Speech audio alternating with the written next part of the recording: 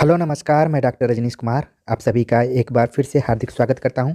आज के video lecture में हम चर्चा करेंगे हिंदी का गद्य साहित्य डॉक्टर रामचंद्र तिवारी के पुस्तक के आधार पर खंड 1 के अंतर्गत कुल 19 बिंदुओं पर चर्चा की गई है, जिसमें से हम शुरुआत के 6 बिंदुओं पर बातचीत करेंगे। जिसमें सबसे पहला जो बिंदु है उसमें हिंदी गद्य पद्य की जो स्थिति रही है उसके ऊपर चर्चा करने जा रहा हूँ। आमतौर पर यह लेक्चर ऑब्जेक्टिव और लिखित दोनों पैटर्नों के लिए इम्पॉर्टेंट है, लेकिन इंटरव्यू के दृष्टिकोण से भी बहुत इम्पॉर्टेंट है, क्योंकि कई बार इंटरव्यू में पूछ दिया जाता है कि गद्य और पद्य में क्या अंतर है। तो जब आपको जानकारी रहेगी तो कॉन्फिडेंस से आप आंसर देंगे, जब जानकारी नहीं रहेगी तो वही प्रश्न आपके लिए पहाड़ सा बनकर सामने खड़ा हो जाएगा। तो चलते हैं, सीधे देखते हैं कि जब हम रामचंद्र तिवारी की पुस्तक को पढ़ते हैं तो शुरू में उन्होंने गद्य और पद्य में अंतर बताने की कोशिश की है। वे लिखते हैं कि हृदय की संवेदनशील वृत्तियां विशिष्ट छंद, स्वर, लय, गति, प्रवाह तथा ध्वनि के आधार पर मूर्त होकर पद रचना में सौष्ठव ला देती हैं। शब्दों में नाद सौंदर्य आ जाता है। वे कभी कोमलता, मधुरता, सरलता और कभी परुषता में बधकर थिरक उठते हैं। संवेदनात्मक वृत्तियों की यह अभिव्यक्ति शैली सामान्यतः पद्य कही गई है। तो एक तरीके से पद्य क्या है, उसके अंतर्गत तमाम उन्होंने बातों को बताया है, जिसमें कि छंद, स्वर, लय, गति, प्रवाह, कोमलता, मधुरता, सरलता आदि के संयोग से जब संवेदनात्मक वृत्तियों की अभिव्यक्ति होती है तो उसे पद्य कहा जाता है। अब सवाल उठता है कि गद्य क्या है। तो रामचंद्र तिवारी लिखते हैं, दूसरी ओर चिंतन, जटिल समस्याओं के बौद्धिक समाधान, तर्कों की श्रृंखलता, विचारों के क्रम, नियमों की मर्यादा तथा सूक्ष्मता की सीमाओं में बंधकर मूर्त होता है। शब्द रूपों में संयम आ जाता है। वाक्य रचना में अर्थ तत्वों की स्थिति बोध के लिए संबंध तत्वों की परंपरा विहित प्रणाली का अनुसरण किया जाता है। चिंतन की छंद मुक्त इस अभिव्यक्ति शैली को सामान्यतः गद्य कहा गया है। तो आपने इन दो बिंदुओं को अंतर्गत गद्य और पद्य में अंतर को देखा, और उम्मीद है कि आपको अंतर स्पष्ट हो गया होगा कि पद्य किसे कहा जाता है और गद्य किसे कहा जाता है। जब हम पाश्चात्य काव्यशास्त्र के अंतर्गत पढ़ रहे थे तो उसमें एक विचारक ने दिया है कि मूल्य रूप से गद्य और पद्य में जो अंतर होता है वो छंद के अनुसार ही होता है। ठीक है, तो यहाँ पर आप देख रहे हैं कि आखिरी पंक्ति में रामचंद्र तिवारी ने लिखा कि चिंतन की छंद मुक्त अभिव्यक्ति शैली को सामान्यतः गद्य कहा गया है। तो आप ज़्यादा अगर नहीं इंटरव्यू में आंसर बताना चाहते हैं तो गद्य और पद्य में बता सकते हैं कि मुख्य अंतर छंद का होता है। ठीक है, बाकी और अच्छा परफॉर्मेंस करने के लिए अन्य जो महत्वपूर्ण पॉइंट्स इसमें बताए गए हैं कि गद्य के अंतर्गत बौद्धिक एक तरीके से समाधान की चर्चा की जाती है, जटिल समस्याओं के तर्कों की बात रहती है, विचारों का भी क्रम रहता है, उसमें नियमों की मर्यादा रहती है। ठीक है, सूक्ष्मता की सीमाओं में बंधकर ये मूर्त होता है। वाक्य रचना में अर्थ तत्वों के बोध के लिए संबंध तत्वों की परंपरा का एक सिस्टम होता है जिसका कि अनुसरण किया जाता है। खासतौर से जिसको कि हम व्याकरण के दृष्टिकोण से कहें तो कर्ता, कारक, क्रिया, इन सब का एक सिस्टमेटिक ढंग होता है। ठीक है, तो वो गद्य के अंतर्गत आता है। और मुख्य अंतर मैंने बताया कि छंद का ही अंतर है। तो आगे बात करते हैं। आगे रामचंद्र तिवारी लिखते हैं कि पद्य का संबंध संवेदना, भाव, राग परकता एवं कल्पना से है। ध्यान रखिए, पद्य में संवेदना, भाव, राग परकता और कल्पना का महत्वपूर्ण रोल होता है, जबकि गद्य मूलतः विचार, तर्क, चिंतन तथा प्रत्यक्ष जटिल जगत से संबद्ध है। तो ये जो महत्वपूर्ण पॉइंट है अंतर के दृष्टिकोण से आप इसे अपने दिमाग में रख सकते हैं कि पद्य में संवेदना, भाव, राग परकता, कल्पना होता है, जबकि गद्य में विचार, तर्क, चिंतन इत्यादि होते हैं। ठीक, अगला पॉइंट है कि साहित्यिक हिंदी गद्य का क्रमबद्ध इतिहास 19वीं शती से प्राप्त होता है। ये सबसे इम्पोर्टेंट पॉइंट जब भी आपसे पूछा जाए कि अगर साहित्यिक हिंदी गद्य की बात की जाए तो उसका जो इतिहास है 19वीं शती से मिलना शुरू हो जाता है, प्राप्त होता है। इसके पहले भी राजस्थानी गद्य, ब्रजभाषा गद्य तथा खड़ी बोली गद्य की परंपराएं क्षीण, मंद एवं शिथिल गति से चल रही थी। यानी कि जब हिंदी में विधिवत रूप से गद्य लिखे जा रहे थे उसके पहले राजस्थानी, ब्रजभाषा और खड़ी बोली 3 रूप आप देख रहे हैं गद्य के प्रचलित थे। हिंदी गद्य के उपर्युक्त तीनों रूपों में राजस्थानी गद्य प्राचीनतम माना गया है। ये ऑब्जेक्टिव परीक्षा के दृष्टिकोण से UGC NTA net, UP TGT, PGT और जितनी भी प्रवक्ता संबंधी परीक्षाएं होने वाली हैं उनके लिए इम्पोर्टेंट कि अगर गद्य का प्राचीनतम रूप की हम चर्चा करें तो सबसे प्राचीनतम रूप हमें राजस्थानी गद्य का मिलता है। इसका सूत्रपात 10वीं शताब्दी के आसपास माना जाता है। 10वीं शताब्दी यानी कि 1000 यानी या फिर 1100 ईस्वी के आसपास में इस गद्य का रूप दिखाई पड़ता है। अगर ब्रज भाषा की बात करें तो ब्रज भाषा का प्रयोग अनुमानतः 1400 के आसपास से स्वीकार किया गया है। हठ योग, ब्रह्म ज्ञान आदि विषयों से संबंधित कुछ गोरखपंथी गद्य पुस्तकें प्राप्त हुई हैं, यानी कि ब्रज भाषा गद्य में। खड़ी बोली का प्रयोग यूँ तो अमीर खुसरो, संत कवियों तथा दक्षिणी हिंदी के कवियों में स्फुट रूप से बराबर होता रहा है, किंतु उपलब्ध सामग्री के आधार पर खड़ी बोली गद्य की परंपरा पटियाला के राम प्रसाद निरंजनीकृत भाषा योग वासिष्ठ, जिसका प्रकाशन 1741 ईस्वी से में हुआ था, उसी से प्रारंभ मानी जा सकती है। आमतौर पर हम जब चर्चा करते हैं कि खड़ी बोली का रूप सबसे पहले कहाँ पर दिखाई दिया या प्रयोग कहाँ पर मिलता है, तो उसका उत्तर होता है अमीर खुसरो। लेकिन जब खड़ी बोली हिंदी गद्य की बात होती है तो उसका जो सबसे प्रारंभिक रूप दिखाई पड़ता है वो है राम प्रसाद निरंजनीकृत भाषा योग वासिष्ठ, यानी कि 1741 में प्रकाशित पुस्तक से माना जाता है। धार्मिक उपदेशों को जनता तक पहुंचाने के लिए इन दोनों ने पद्यात्मक अभिव्यक्तियों को ही मान्यता दी है। यानी कि जो ब्रज भाषा है, खड़ी बोली, ये सब शुरू में धार्मिक उपदेशों को पहुंचाने के लिए पद्य का ज़्यादातर प्रयोग कर रहे थे, लेकिन छिटपुट तौर पे कहीं कहीं गद्य का रूप भी दिखाई पड़ता है, जिसमें कि गोरखपंथियों का जिक्र किया गया है इसमें। ठीक है, अगर हम आदिकालीन गद्य के स्वरूप विकास की सूचना देने वाली प्रमुख कृतियों पर चर्चा करें तो वो निम्नलिखित कृतियां हैं, जिसमें कि पहली कृति है कुवलय माला कथा 9वीं शती के आसपास में, राउल वेल 11वीं शती के आसपास में, उक्ति व्यक्ति प्रकरण 12वीं शती के आसपास में, वर्ण रत्नाकर 14वीं शती के आसपास में और कीर्तिलता ये भी 14वीं शताब्दी के आसपास में। तो इन जितनी भी रचनाओं का मैंने यहाँ पर नाम लिया है इनको क्रम के हिसाब से भी आप दिमाग में रखिए कि कुवलय माला, राउल वेल, उक्ति व्यक्ति प्रकरण, वर्ण रत्नाकर, कीर्तिलता, इनका ये क्या है, सही क्रम है। तो ये भी परीक्षा में कई बार क्रम भी पूछ दिया जाता है।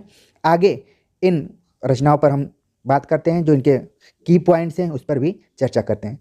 लेकिन ध्यान में रखिए कि जब आदिकालीन गद्य की बात की जाए तो कुवलय माला कथा, राउल वेल, उक्ति व्यक्ति प्रकरण, वर्ण रत्नाकर, कीर्तिलता का नाम आता है। कुवलय माला कथा क्या है? उद्यतन सूरी द्वारा संवत 835 विक्रम संवत में ये लिखी गई है।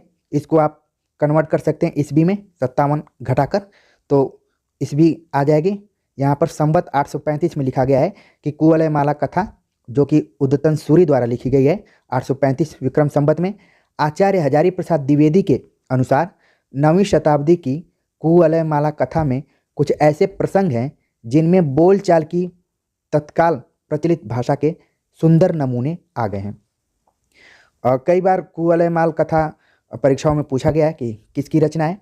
यूपी हायर एजुकेशन में, यूपी जीआईसी, यूपी पीएससी के थ्रू जो जीडीसी का एग्ज़ाम होता है उसमें, और नेट के एग्ज़ाम में भी ये रचना पूछी जा चुकी है। तो ध्यान में रखिए कि ये आदिकालीन गद्य के अंतर्गत आती है, उद्यतन सूरी द्वारा लिखी गई है। ठीक है, और इसका जो समय है ये 9वीं शताब्दी के आसपास में है। अगली रचना राउल वेल है।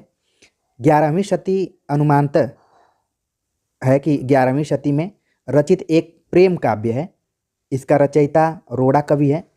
इसका पाठ शिलांकित है।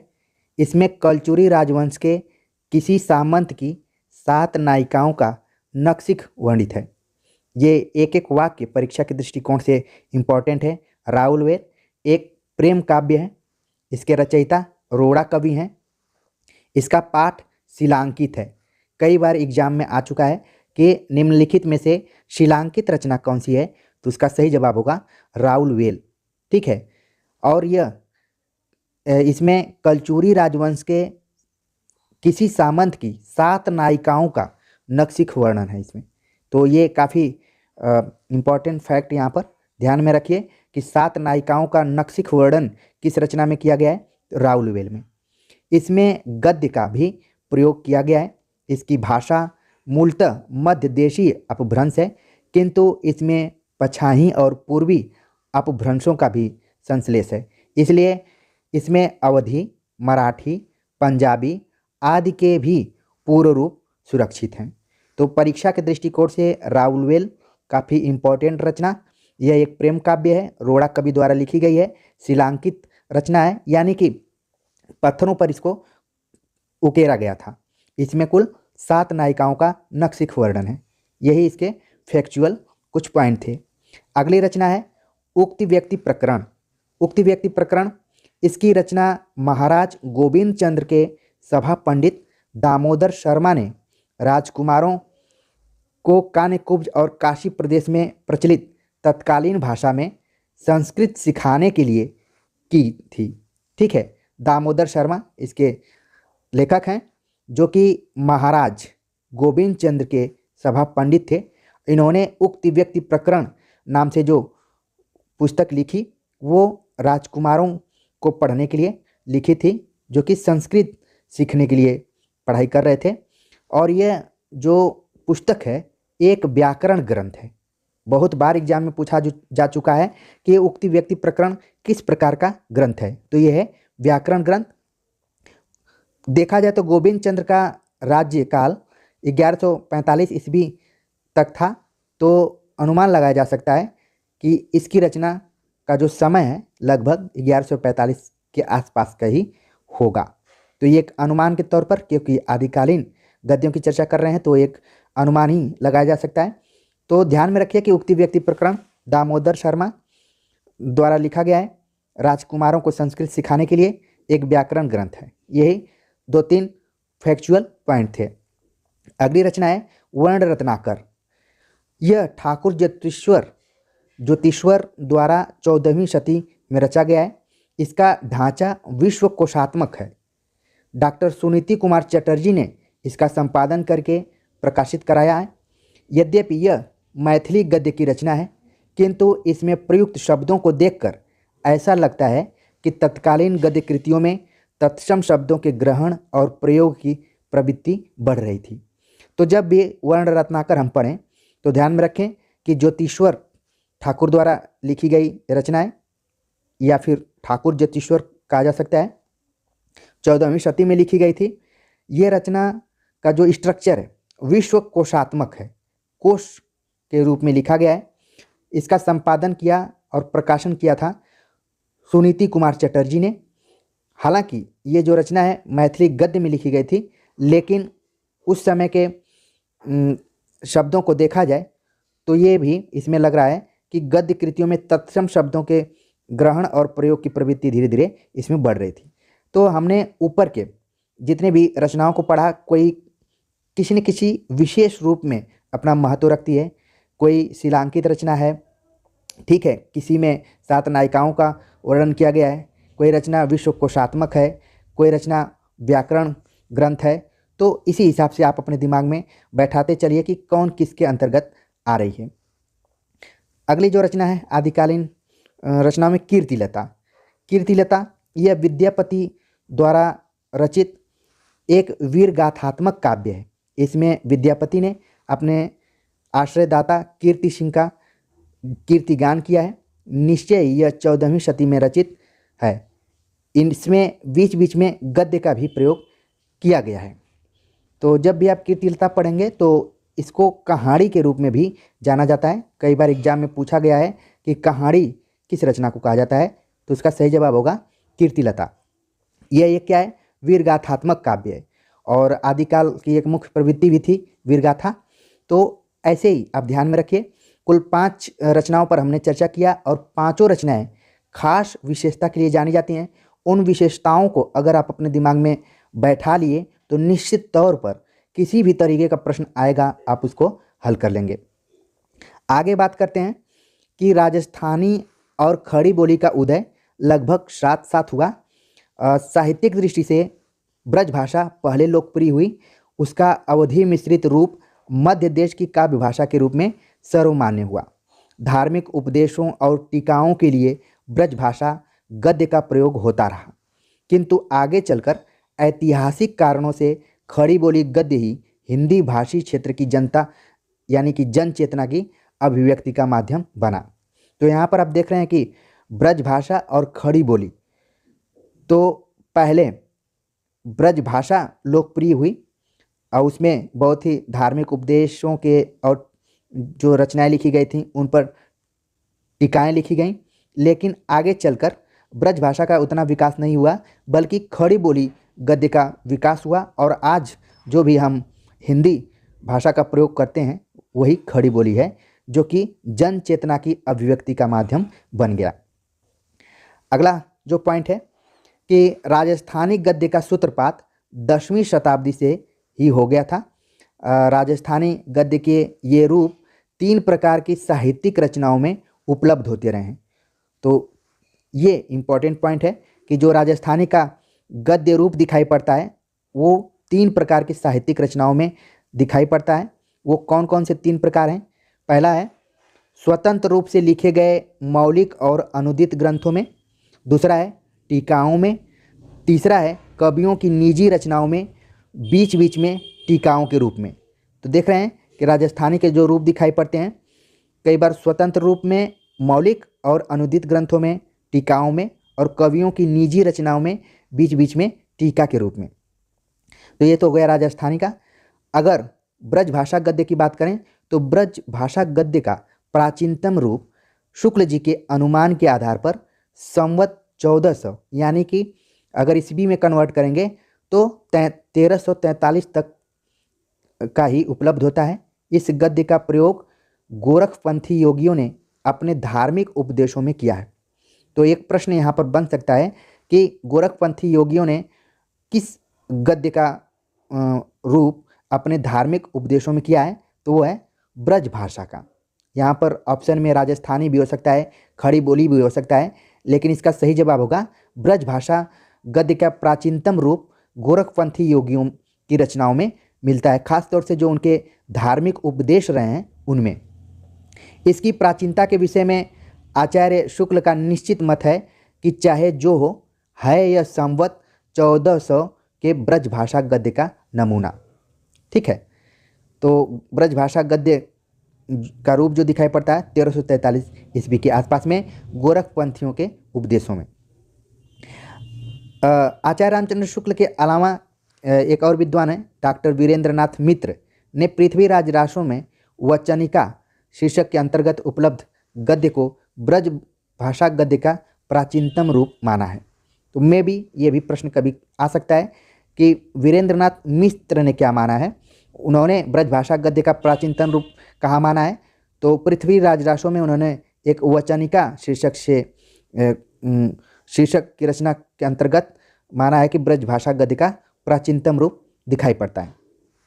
आगे चलकर 17वीं शताब्दी के उत्तरार्ध में श्री वल्लभाचार्य के पुत्र गोसाई विट्ठलनाथ जी कृत श्रृंगार रस मंडन तथा विट्ठलनाथ जी के पुत्र गोसाई गोकुलनाथ जी कृत 84 वैष्णवन की वार्ता और 252 वैष्णवन की वार्ता आदि कृतियों में प्रयुक्त गद्य को ब्रज भाषा गद्य का प्रचलित रूप माना गया है।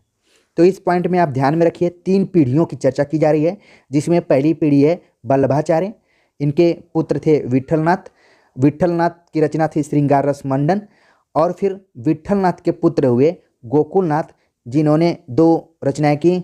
इनकी खासतौर से 2 रचनाएं फेमस रही हैं, 84 वैष्णवन की वार्ता और 252 वैश्यवर्णों की वार्ता। तो यहाँ पर 3 पीढ़ियों का आपने कनेक्शन देखा और इनकी रचनाओं में खासतौर से ब्रज भाषा गद्य का रूप दिखाई पड़ता है।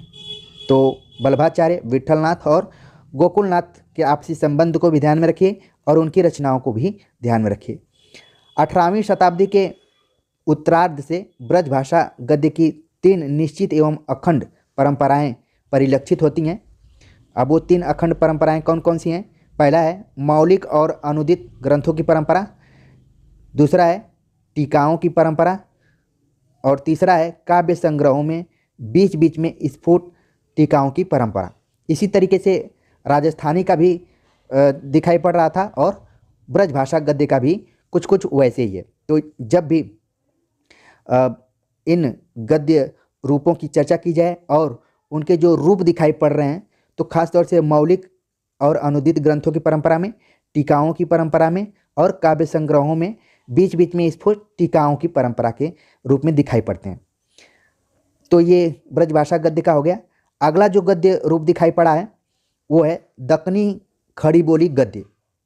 दक्कनी का यहाँ पर तात्पर्य है ऐसी खड़ी बोली जो कि दक्षिण भारत के तरफ बोली जाती है। खासतौर से जब आप ऐतिहासिक दृष्टिकोण से देखेंगे या फिर कक्षाओं में पढ़े भी होंगे कि जब मोहम्मद बिन तुगलक शासन कर रहे थे तो उन्होंने राजधानी परिवर्तन का ऐलान किया था कि दिल्ली से अब दौलताबाद या देवगिरी राजधानी रहेगी। तो जो लोग बड़े लोग थे वो दिल्ली से सीधे दौलताबाद या देवगिरी आ गए और वहीं पर बस गए। बाद में उन्होंने राजधानी परिवर्तन का अपना निर्णय वापस ले लिया था। तो जो लोग वहाँ पर रह गए थे वहाँ पर धीरे धीरे अलग तरीके की भाषा का जन्म हुआ जिसको कि दक्कनी हिंदी कहा गया।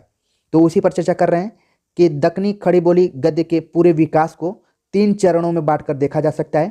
प्रारंभिक काल जिसका समय 1300 से 1400 ईस्वी, मध्यकाल जिसका समय 1491 से 1687 ईस्वी, उत्तर मध्यकाल 1688 से 1850 ईस्वी। तो ये 3 चरण बांटे गए हैं दक्कनी खड़ी बोली के।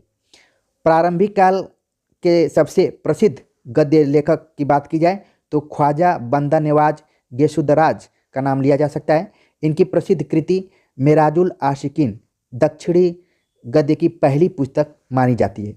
शिकारनामा, तिलावतुल वजूद इनकी 2 अन्य छोटी छोटी रचनाएं हैं।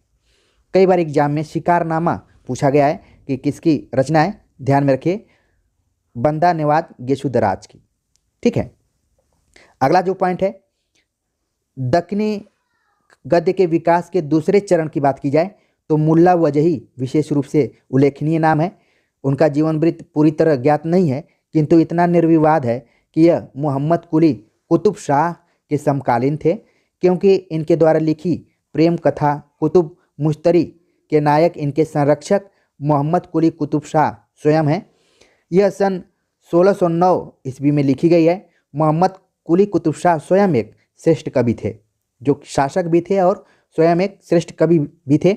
इनकी कुलियाते कुली कुतुब शाह एक बृहद काव्य ग्रंथ है। इनका वजही की प्रख्यात गद्य कृति सबरस इम्पॉर्टेंट है। तो सबरस भी पूछ लिया जाता है किसकी रचना है, तो इसका सही जवाब है वजही, यानी कि इनका जो पूरा नाम है मुल्ला वजही। ठीक है, तो उनकी रचना है सबरस।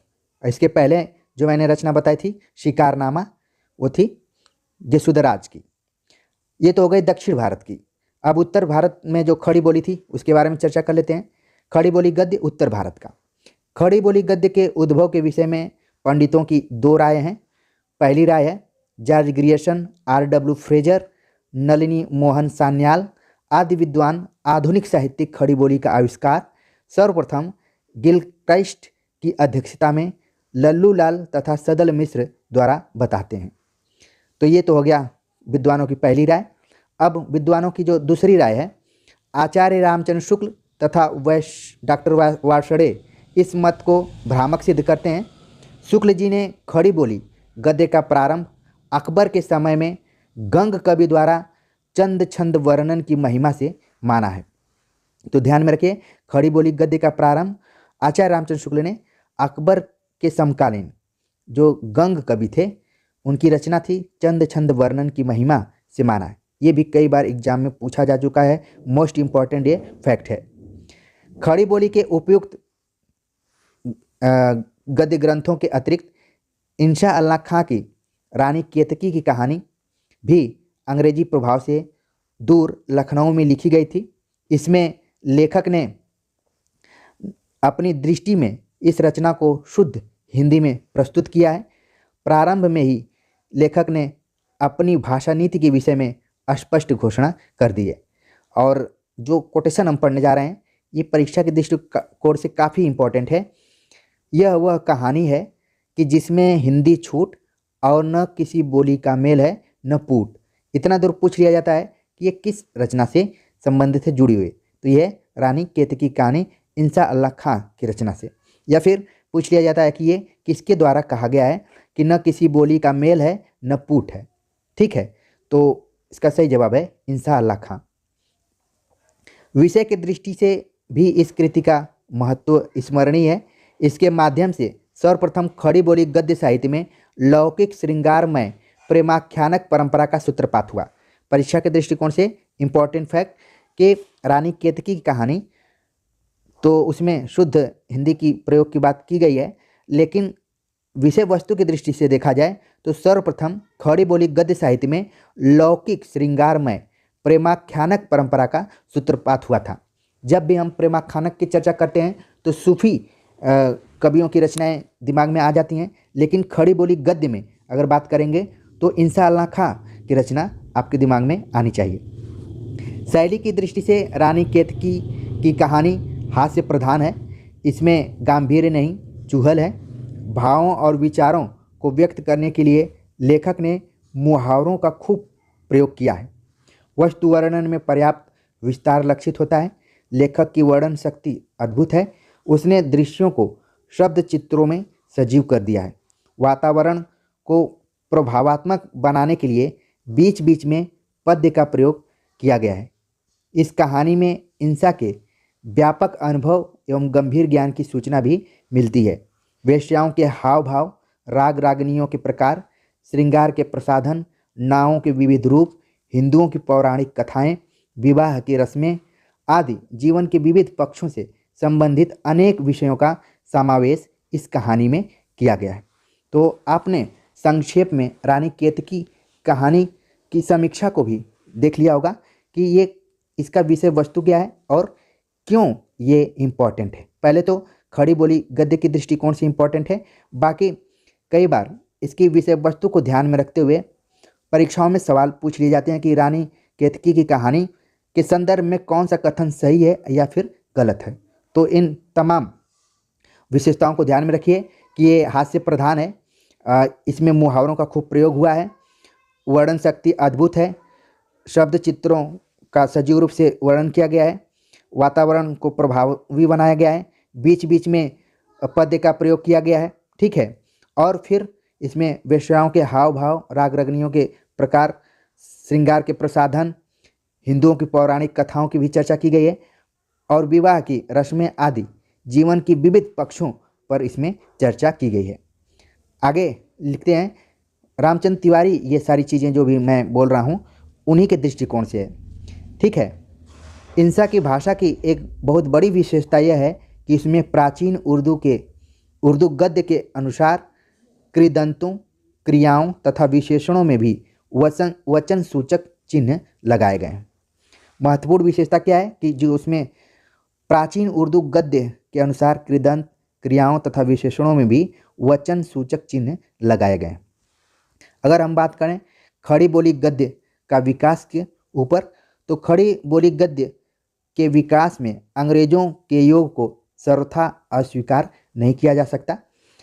ईस्ट इंडिया कंपनी के हाथ में शासन सूत्र आने पर राज्य व्यवस्था के सुचारू रूप से संचालन के लिए यह अनिवार्य था कि शासितों से संपर्क स्थापित किया जाए। इस संपर्क के लिए किसी न किसी भाषा का माध्यम आवश्यक था। अब बात देखिए धीरे धीरे आ रही है। ईस्ट इंडिया कंपनी की स्थापना 1600 ईस्वी के आसपास में हो गई थी। फिर अंग्रेजों को भारतीयों के ऊपर शासन करने के लिए एक भाषा की ज़रूरत थी। अब वो इस भाषा की खोज में आगे निकल पड़े थे। उसी की कहानी यहाँ पर बताई जा रही है। तो अंग्रेजों के सामने उस जमाने में 3 प्रमुख भाषाएं थीं जिनके माध्यम से वे कार्य संचालन करते हैं। पहली भाषा थी अंग्रेजी, दूसरी थी संस्कृत, अरबी और फारसी, तीसरी थी लोक भाषाएं। अगर संक्षेप में कहा जाए तो कंपनी की भाषा नीति इस प्रकार थी। कंपनी अंग्रेजी का अत्यधिक प्रचार करके उसे राजभाषा के पद पर प्रतिष्ठित करना चाहती थी। ठीक है, अदालतों में फारसी के प्रचलन तथा दिल्ली दरबार में उसकी मान्यता के कारण कंपनी को फारसी भी अपनानी पड़ी। अंततः फारसी की अव्यवहारिकता के कारण 1837 ईस्वी में उसके स्थान पर लोक भाषाओं की प्रतिष्ठा करनी पड़ी।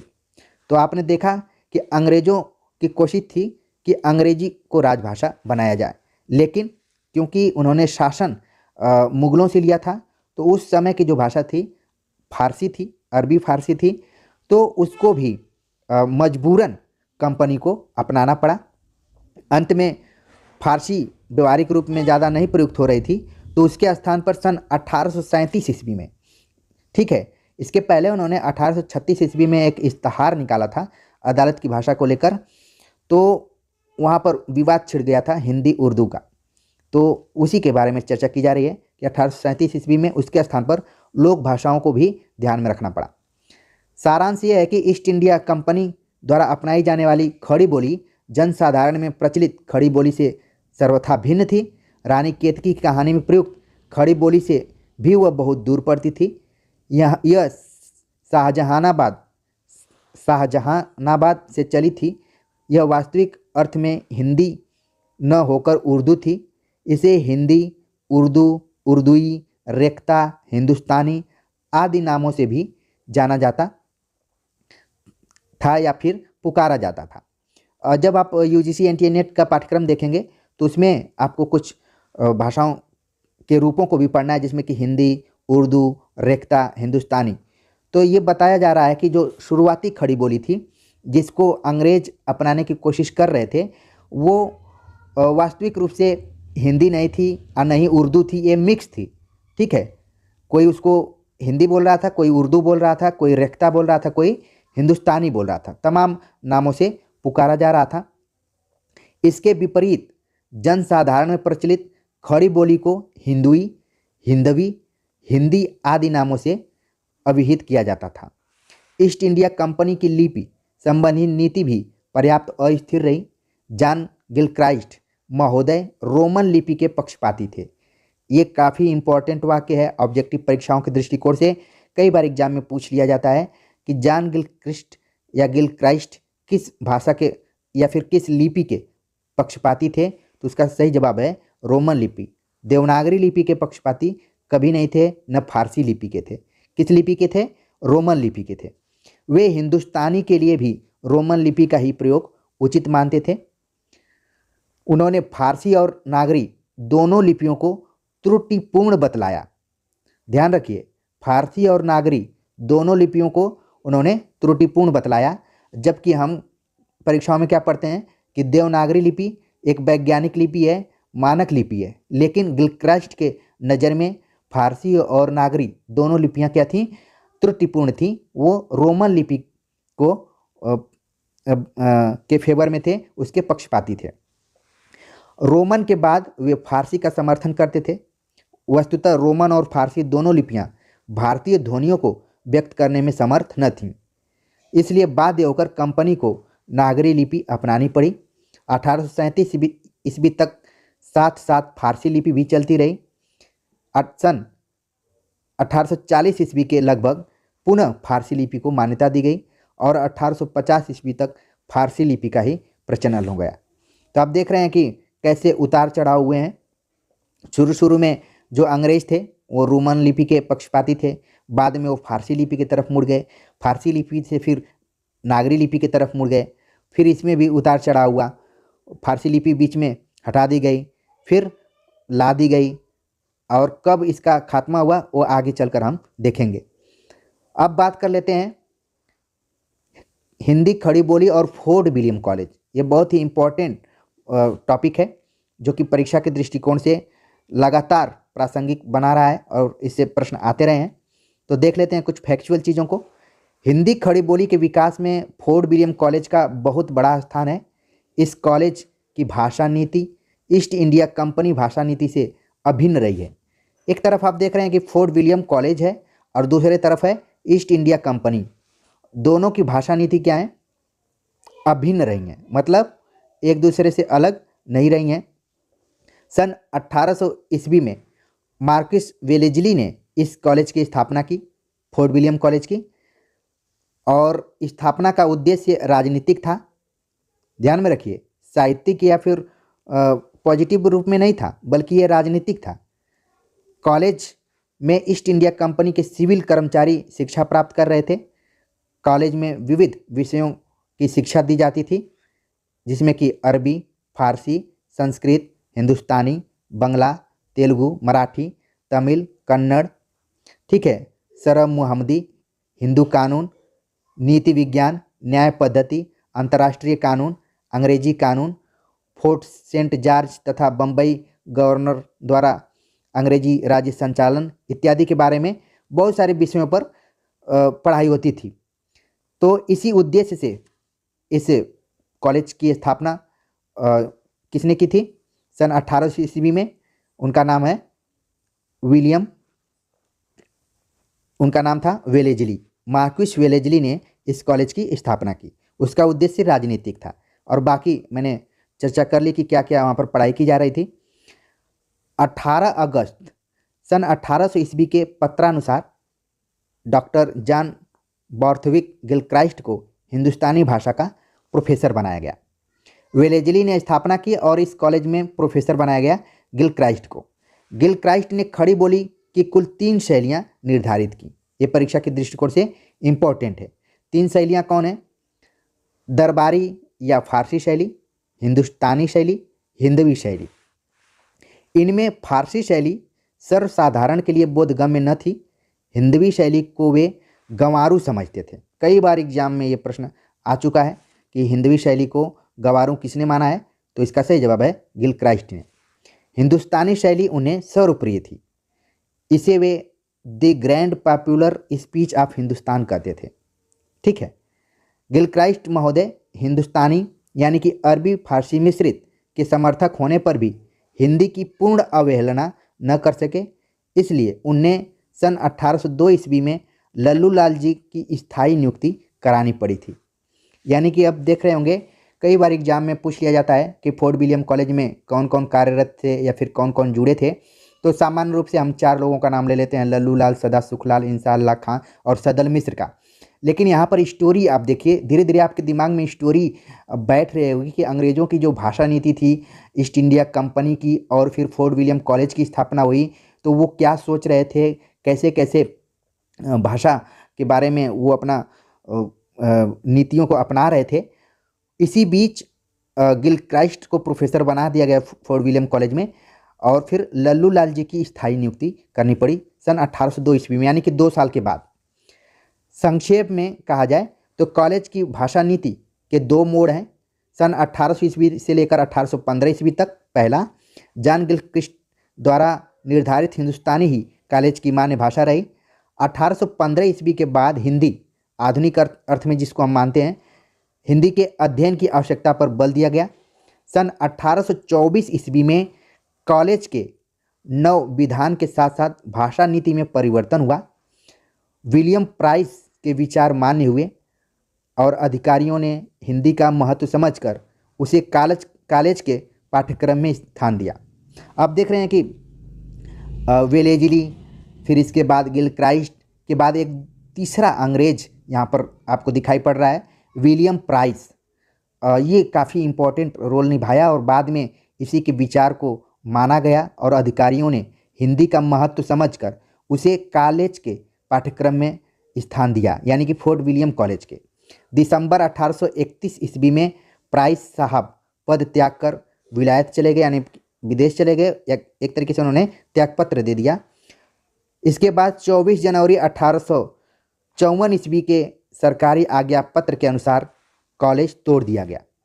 आपने ढेर सारी किताबें पढ़ी होंगी, उसमें फोर्ट विलियम कॉलेज की स्थापना को लेकर खूब लिखा गया होगा, लेकिन आज इस लेक्चर के माध्यम से आपको पता चलेगा कि जो फोर्ट विलियम कॉलेज सन 1800 ईस्वी में स्थापित हुआ और वो कब ख़त्म हुआ, समाप्त कब हुआ, सन 1854 ईस्वी में उस कॉलेज को तोड़ दिया गया।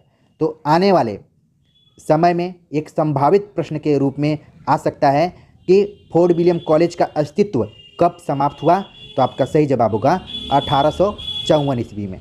ठीक है, तो ये एक नया फैक्ट आपको यहाँ पर दिखाई पड़ा होगा। अगर हिंदी खड़ी बोली के विकास पर और बात करें तो हिंदी खड़ी बोली के विकास में जिन पंडितों ने सर्वाधिक योग दिया उनमें लल्लू लाल सदल मिश्र, गंगा प्रसाद शुक्ल आदि का नाम उल्लेखनीय है। इनके अतिरिक्त इंद्रेश्वर, नरसिंह, ख्वालीराम, ब्रह्म सच्चिदानंद, मधुसूदन तर्कालंकार, ईश्वरचंद्र विद्यासागर, दीनबंधु आदि का नाम लिया जा सकता है जिन्होंने खड़ी बोली में अपना पर्याप्त योगदान दिया। इसमें लल्लू लाल की कुछ रचनाएं हैं जो कि जिसमें है राजनीति, माधव विलास, लाल चंद्रिका, ये ब्रज भाषा गद्य में है। और जो शेष रचनाएं उनकी हैं, जब आप रामचंद्र तिवारी की किताब को पढ़ेंगे, क्योंकि ढेर सारी रचनाएं दी गई थी, अगर सभी रचनाओं को इसमें शामिल कर लिया जाएगा तो लेक्चर बड़ा हो जाएगा। तो मैंने उन की पॉइंट्स को ही उठाया है जिससे कि परीक्षा में आपको कुछ मिल सके, आपको इम्पोर्टेंट हो वही बताया जाए। तो जैसे पूछ लिया जाएगा कि लल्लू लाल की कौन सी रचनाएं ब्रज भाषा में है, तो राजनीति, माधव विलास, लाल चंद्रिका, और बाकी जो उनकी रचनाएं हैं सब खड़ी बोली में। फोर्ट विलियम कॉलेज के विवरणों में भी इन चारों ग्रंथों की भाषा को हिंदुस्तानी कहा गया है। ठीक है, भूलना न होगा कि गिलक्राइस्ट महोदय ने हिंदुस्तानी, उर्दू और रेख्ता को एक ही अर्थ में प्रयुक्त किया है। ये इंपॉर्टेंट फैक्ट कि गिलक्राइस्ट ने हिंदुस्तानी, उर्दू और रेख्ता को एक ही अर्थ में प्रयुक्त किया है। निश्चय ही हिंदवी या ठेठ हिंदी से इनका स्वरूप भिन्न है। धर्म के प्रचार के लिए मिशनरियों ने बाइबिल का अनुवाद कराया। सन 1809 ईस्वी में हेनरी मार्टिन ने बाइबिल का हिंदी और उर्दू दोनों भाषाओं में अनुवाद किया। ठीक है, अभी तक जो फोर्ट विलियम कॉलेज की स्थापना हुई थी वो राजनीतिक दृष्टिकोण से हुई थी, लेकिन आगे चलकर ईसाई मिशनरियों ने बाइबिल का अनुवाद कराया, जिसका एक दृष्टिकोण राजनीतिक था और दूसरा धार्मिक भी था। तो अनुवाद कौन कराया? हेनरी मार्टिन ने बाइबिल का हिंदी और उर्दू दोनों में अनुवाद करवाया। उनके इस अनुवाद का ऐतिहासिक महत्व है, जिसके बारे में मैंने चर्चा कर दिया, धार्मिक रूप से और राजनीतिक रूप से। हिंदी को किसी न किसी रूप में प्रभावित करने वाला दूसरा धार्मिक आंदोलन आर्य समाज का था। स्वामी दयानंद सरस्वती ने 1874 ईस्वी में सत्यार्थ प्रकाश द्वारा अपने विचारों को हिंदी गद्य में प्रस्तुत किया है। ये भी कई बार एग्जाम में प्रश्न पूछा जा चुका है कि सत्यार्थ प्रकाश किसकी रचना है, तो दयानंद सरस्वती। और जब भी हिंदी खड़ी बोली, गद्य इत्यादि के विकास के बारे में चर्चा की जाती है तो इसका जिक्र किए हुए आपका आंसर पूरा नहीं हो सकता, बिना किए हुए। तो आर्य समाज का महत्वपूर्ण रोल रहा, जिसमें कि सरस्वती, दयानंद सरस्वती का भी था। उन्होंने सत्यार्थ प्रकाश द्वारा अपने विचारों को हिंदी गद्य में प्रस्तुत किया। इस समय भाषा के विकास में 3 प्रमुख माध्यम कार्य कर रहे थे। कौन कौन से वो माध्यम थे? 3। पहला था शिक्षा संस्थाएं, पहली। दूसरा माध्यम समाचार पत्र। तीसरा माध्यम था कचहरियाँ, जो अदालत जिसे कहा जाता है। तो इस समय भाषा के विकास के दृष्टिकोण से यही 3 संस्थाएं प्रमुख रूप से काम कर रही थीं। और भी कुछ संस्थाओं को स्थापित किया गया, जिसमें कि कलकत्ता बुक सोसाइटी 1817 ईस्वी में, कमेटी ऑफ पब्लिक इंस्ट्रक्शन 1823 ईस्वी में, आगरा कॉलेज भी 1823 ईस्वी में, Bareilly college, Delhi college, Agra normal school आदि की स्थापना कंपनी की इसी नीति के आधार पर हुई थी। इस समय हिंदी गद्य के क्षेत्र में राजा शिव प्रसाद का भी पदार्पण हुआ। अभी तक हम east India company, fort William college और ईसाई मिशनरियों की चर्चा कर रहे थे। इसी बीच राजा शिव प्रसाद का भी पदार्पण हुआ। उन्होंने भी तमाम किताबों को लिखा, जो कि पाठ्यपुस्तकों के रूप में भी और गुटके के रूप में उनका यूज किया गया। ठीक है, तो आप जब ऑब्जेक्टिव किताबें पढ़ेंगे या फिर रामचंद्र तिवारी की किताबों को पढ़ेंगे तो उसमें ढेर सारी रचनाओं के बारे में चर्चा की गई है। अब बात करते हैं कचहरियों की भाषा की। सन 1836 ईस्वी के पहले कचहरियों की भाषा फारसी थी। 20 नवंबर 1837 ईस्वी को एक कानून पास करके फारसी को हटा दिया गया और उसके स्थान पर प्रदेशीय भाषाओं के प्रयोग को मान्यता दी गई। किंतु सदर दीवानी अदालत तथा संयुक्त प्रांतीय अदालतों में हिंदुस्तानी का प्रयोग होता रहा। हिंदुस्तानी से उनका तात्पर्य उर्दू से था। तो देख रहे हैं कि जो कचहरियों में भाषा का प्रयोग कैसे हुआ और उसका ऐतिहासिक महत्व भी बताया गया है। एक तरीके से ऐतिहासिक विकास कि 1836 से पहले कचहरियों की जो भाषा थी वो फारसी थी। 1837 में एक कानून बनाकर उसे हटा दिया गया, उसके स्थान पर प्रादेशिक भाषाओं को रखने की बात कही गई, लेकिन अदालतों में हिंदुस्तानी का प्रयोग होता रहा है। और हिंदुस्तानी कहने का मतलब उनका था उर्दू भाषा का जो प्रयोग होता है, जो भी शब्द हैं उनका यूज। अभी भी आप अदालतों में जाएंगे तो वहाँ की भाषा को समझने में आपको बहुत सारी दिक्कतों का सामना भी करना पड़ सकता है। आगे चलकर मदन मोहन मालवीय के अथक प्रयत्नों से सन 1900 में कचहरियों में नागरी को पुनः प्रतिष्ठा हुई। ये भी एग्जाम में कई बार पूछा जा चुका है कि कचहरियों में नागरी लिपि को कब मान्यता मिली थी। सही जवाब है सन 1900 ईस्वी में। किसके अथक प्रयासों से? मदन मोहन मालवीय के। किंतु शब्दावली लगभग उर्दू की ही रही। आज भी कचहरियों में उर्दू शब्दावली ही अधिक प्रचलित है, जिसके बारे में मैं बोल रहा था। दूसरी संस्था के बारे में चर्चा करें तो है समाचार पत्र। समाचार पत्रों के प्रकाशन में हिंदी गद्य को बल मिला। समाचार पत्रों के प्रकाशन से हिंदी गद्य को बल प्राप्त हुआ। सन 1826 ईस्वी में युगल किशोर शुक्ल ने कलकत्ते से उदंत मार्तंड नामक हिंदी का प्रथम साप्ताहिक समाचार प्रकाशित किया था। यह 1 वर्ष बाद ही बंद हो गया। 1826 में इसका प्रकाशन शुरू हुआ और 1827 के आसपास में यह जाकर बंद हो गया। कौन सा अखबार था? उदंत मार्तंड। और ये साप्ताहिक पत्र था। कई बार एग्जाम में पूछा जा चुका है। उदंत मार्तंड से लगभग एक सवाल आ ही जाता है, यानी कि सबसे पहला समाचार पत्र कौन था या फिर कहाँ से प्रकाशित होता था, उसके संपादक कौन थे, उसका नेचर कैसा था, कब बंद हो गया। अभी हाल ही में DSSB का एग्जाम हुआ था तो उसमें पूछा था कि किस दिन निकलता था। तो इसका सही जवाब है मंगलवार को यह प्रकाशित होता था। अगला पॉइंट है सन 1829 ईस्वी में बंगदूत नामक पत्र निकला। यह हिंदी के अतिरिक्त अंग्रेजी, फारसी और बंगला में भी प्रकाशित होता था। इसके बाद 1845 ईस्वी में बनारस से गोविंद रघुनाथ थत्ते के संपादकत्व में दूध विनायक मोहल्ले से बनारस अखबार प्रकाशित होता था। इसकी भाषा का झुकाव पूर्णतः उर्दू की ओर था। फलतः 1850 ईस्वी में इसके विरोध में, यानी कि बनारस अखबार के विरोध में तारा मोहन मैत्र के संपादकत्व में सुधार का जन्म हुआ। यानी कि सुधार पत्र सन 1850 ईस्वी में बनारस से तारा मोहन मैत्र ने निकालना शुरू किया। ये विरोध में निकल रहा था बनारस अखबार के, क्योंकि वो उर्दू की तरफ झुका हुआ था। उर्दू के शब्दों का ज़्यादा उसमें प्रयोग हो रहा था। इसके थोड़े ही दिनों बाद कलकत्ते से सन 1854 ईस्वी में हिंदी का पहला दैनिक पत्र समाचार सुधावर्षण श्याम सुंदर सेन के संपादकत्व में निकला। ये जो संपादकत्व शब्द है काफ़ी जीवों को लड़खड़ाने वाला है, तो आप भावों को समझिए और आराम से एंजॉय लेते हुए इस पूरे लेक्चर को सुनिए।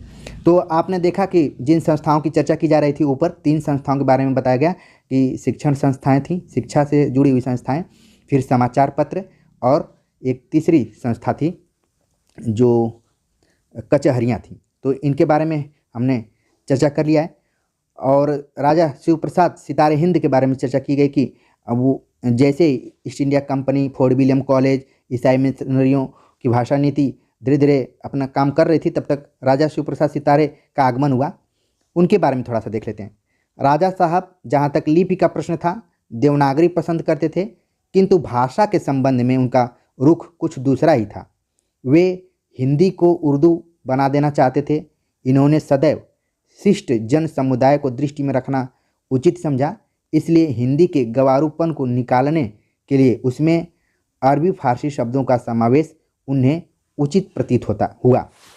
अब कई बार एग्जाम दिए होंगे, तो राजा शिव प्रसाद सितारे हिंद की भाषा नीति को लेकर विकल्पों में रहता है कि उनका झुकाव उर्दू की तरफ था, वो देवनागरी लिपि को पसंद करते थे, ठीक है, वो या फिर शुद्ध हिंदी के पक्षधर थे, संस्कृतनिष्ठ हिंदी के पक्षधर थे। इस तरीके से कुछ कुछ विकल्प बनाए जाते हैं। तो ध्यान में रखिए कि राजा शिव प्रसाद सितारे हिंद देवनागरी लिपि को पसंद करते थे, भाषा में हिंदी को उर्दू बना देना चाहते थे, मतलब कि उसमें अरबी फारसी शब्दों का वे समावेश करते थे, ठीक है। लेकिन इसी बीच एक और व्यक्ति का आगमन हुआ जिनका नाम है राजा लक्ष्मण सिंह।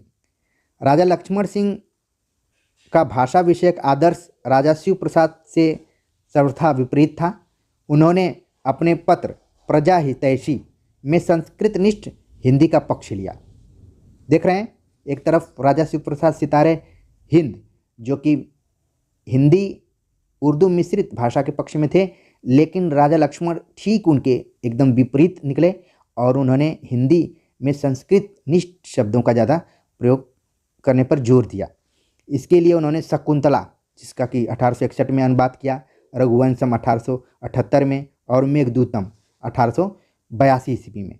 तो एक तरीके से कालिदास के ही तीनों रचनाओं का उन्होंने अनुवाद किया और अपना जो उनका भाषा विषयक आदर्श रहा वही रखा। राजा लक्ष्मण सिंह का मानना था कि अपना मत स्पष्ट करते उन्होंने कहा था, हमारे मत में हिंदी और उर्दू दो बोली न्यारी न्यारी हैं, यानी कि हिंदी अलग है और उर्दू अलग है। इस तरीके से राजा शिव प्रसाद तथा राजा लक्ष्मण की भाषा नीतियों का परिणाम यह हुआ कि हिंदी के स्वरूप को लेकर साहित्य क्षेत्र में दो विरोधी मत उठ खड़े हुए। एक उर्दू का समर्थक हुआ तो दूसरा हिंदी का पक्षपाती। कुछ लोगों ने मध्यम मार्ग अपनाया। उर्दू के पक्ष में प्रभावशाली मुसलमानों ने भरपूर प्रयत्न किया। कुछ अंग्रेज विद्वानों ने भी उर्दू का पक्ष लिया। उर्दू के समर्थकों में सबसे सबल व्यक्तित्व सर सैयद अहमद खां का था, ठीक। उन्होंने अंग्रेज़ों को सुझाया कि हिंदी हिंदुओं की ज़बान है जो बुत परस्त है और उर्दू मुसलमानों की, जिनके साथ अंग्रेज़ों का मजहबी रिश्ता है। दोनों सामी या पैगंबर मत को मानने वाले हैं। प्रसिद्ध फ्रांसीसी विद्वान गारशा द तासी ने भी उर्दू का खूब समर्थन किया। उन्होंने सर सैयद की हृदय से प्रशंसा की थी। ये वही गारशा द तासी हैं जिन्होंने हिंदी का प्रथम इतिहास लिखा था, हिंदी और भी फ्रेंच भाषा में, इस्तवार दलाल हिंदुस्तानी। तो अब समझ जाइए कि वो जो तासी थे उर्दू के समर्थक थे, हिंदी के नहीं थे। उन्होंने हिंदी साहित्य का इतिहास लिखा, उसमें कुल 738 कवियों को शामिल किया था, तो मात्र 73 कवि हिंदी के थे और बाकी सब उर्दू के थे। तो इस तरीके से भी कुछ फैक्चुअल जानकारियाँ आपको ध्यान में रखना है और कोरिलेट करके उसको देखना है, ठीक है। आगे चलकर हिंदी का जोरदार समर्थन आर्य समाजियों और ब्रह्म समाजियों ने किया, जिस पे कि हम आगे के लेक्चर में चर्चा करेंगे। और भारतेंदु मंडल के जितने भी निबंधकार रहे हैं, गद्यकार रहे हैं, उनके हिंदी के संबंध में जो भी विचार रहे हैं और कैसे उन्होंने हिंदी के विकास में अपना योगदान दिया है, उस पर चर्चा करेंगे। उम्मीद है कि आज का लेक्चर आप सभी को समझ में आया होगा। कमेंट्स कर ज़रूर बताइएगा और कहानी के रूप में अपने दिमाग में पूरी घटनाओं को ध्यान में रखिए, क्योंकि हमारा जीवन भी घटना प्रधान है और जो हमें पढ़ना है वो भी एक तरीके से घटनाओं से ही लैस है। हमने इस पूरे लेक्चर में देखने की कोशिश की कि जो हिंदी गद्य है, आज हम धड़ल्ले से उसको कहानी, उपन्यास, निबंध, आत्मकथा इत्यादि में पढ़ते हैं, लेकिन उसका स्वरूप कैसे विकसित हुआ, कैसे धीरे धीरे पहले राजस्थानी आया, फिर ब्रज भाषा का गद्य शुरू हुआ, फिर खड़ी बोली के भी दो रूप दिखाई पड़े, दक्षिणी और उत्तरी। इसके बाद ईस्ट इंडिया कंपनी आ गई, फोर्ट विलियम कॉलेज, फिर ईसाई मिशनरियों का भी उसमें कुछ रोल रहा। फिर बाद में यहाँ के जो कुछ विद्वान थे, जिसमें कि राजा शिव प्रसाद सितारे हिंद, राजा लक्ष्मण इत्यादि के मंतव्यों को समझने के बाद धीरे धीरे हमारे मन में भी हिंदी गद्य के विकास को लेकर थोड़ा थोड़ा स्ट्रक्चर बनने शुरू हो गए होंगे। तो कमेंट कर ज़रूर बताइए और आगे जैसे ही धीरे धीरे हम इस बुक को कवर करेंगे, चीज़ें आपके दिमाग में बैठ जाएंगी और बाकी जो भी फैक्चुअल चीज़ें थी उनको आप नोट करते जाइए और जहाँ भी मैंने इंडिकेट किया कि परीक्षा के दृष्टिकोण से महत्वपूर्ण है तो उनको भी आप नोट करते जाइए। तो उम्मीद है कि आप सभी को पसंद आया होगा। मिलते हैं नए टॉपिक के साथ, तब तक के लिए नमस्कार।